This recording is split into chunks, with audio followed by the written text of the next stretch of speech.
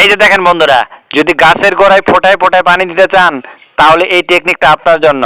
আপনারা চাইলে একটা বোতলের মুখা ছিদ্র করে এই টেকনিকে গাছের গোড়ায় সেট করে দিতে পারেন, তাতে করে আস্তে আস্তে পানি পড়বে। তারপর দেখেন, যদি একটা তালার চাবি হারিয়ে যায় আর সেই তালাটাকে না ভেঙে কিভাবে তালাটা খুলে নেবেন, এই যে দেখেন চমৎকার একটি টেকনিক।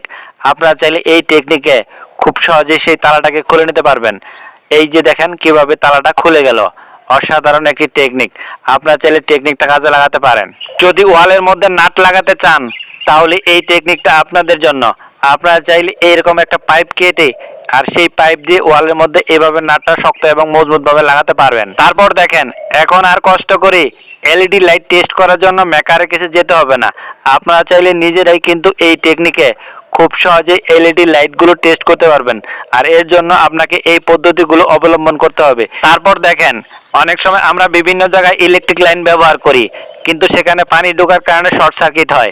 এই যে দেখেন চমৎকার একটি টেকনিক, আপনারা চাইলে সেই সব জায়গায় এই টেকনিকটা কাজে লাগাতে পারেন।